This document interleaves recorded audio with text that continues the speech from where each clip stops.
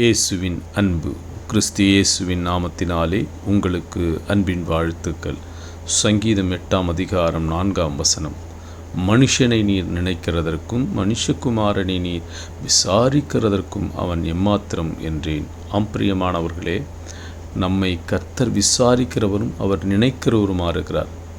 இந்த உலகம் முழுவதையும் உண்டாக்கினாலும் அவர் உன்மீது அன்பு வைத்திருக்கிறார். ஆனால் நாம் சில நேரங்களில் நல்ல உயர்வு வரும் பொழுதும், நம் பெரிய புகழையோ பேரையோ பெறும் பொழுதும், பணம் சம்பாதிக்கும் பொழுதும் நமக்கு கர்வம் வந்து விடுகிறது. நான் யார் தெரியுமா, என்னுடைய ஹிஸ்ட்ரி என்ன தெரியுமா, நான் எப்பேற்பட்டவன் என்று தனக்குள்ளே பெருமை பாராட்டுகிறவர்களாய் இருக்கிறோம். ஆனாலும் கர்த்தர் இந்த உலகம் முழுவதையும் உண்டாக்கினார். செடி கொடி மரங்கள் இயற்கை எல்லாவற்றும் அனைத்து ஜீவராசிகளையும் உண்டாக்கி அவர் தான் படைத்த உன்னிடத்தில் வந்து உன்னை நினச்சிருக்கிறார். அவர் உன்னை விசாரிக்கிறார். உனக்கு என்ன வேண்டும், உனக்கு எது வேண்டும் என்று விசாரித்து அவர் உனக்கு உணவளிக்கவும் உனக்கு தேவைகளை சந்திக்கவும் அவர் உன்னை உயர்த்திருக்கிறார் என்பதை மறந்து, நாம் மண் என்பதை மறந்து, அவரால் உண்டாக்கப்பட்ட சிருஷ்டி என்பதையும் மறந்து தனக்குள்ளே கர்வம் கொள்ளுகிறவர்களாயிருக்கிறோம். நாம் ஒன்றுமே அல்ல.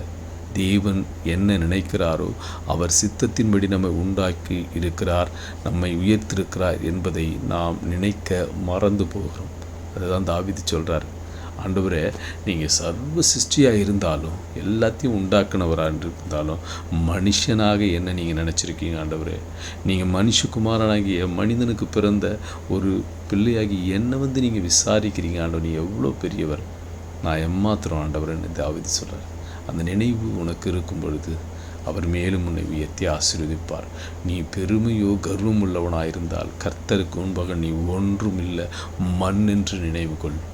அவர் உன்னை நினைத்திருக்கிறார், அவர் உன்னை உண்டாக்கியிருக்கிறார், அவர் உயர்த்தி இருக்கிறார். கர்த்தர் சொல்ல ஆக அவர் கட்டளையிட இருக்கும். நீ கர்த்தருக்குள் அடங்கி இருக்கும் பொழுது அவர் உன்னை உயர்த்தி ஏற்ற நேரத்தில் உயர்த்துவார். இந்த உலகத்தில் எல்லாம் கர்த்தருடைய சித்தத்தின்படியே நடக்கிறது. நாம் ஒன்றுமல்ல என்று புரிந்து நாம் நடக்கும் பொழுது கர்த்தர் உயர்த்தி ஆசீர்வதிப்பார். ஆமீன்.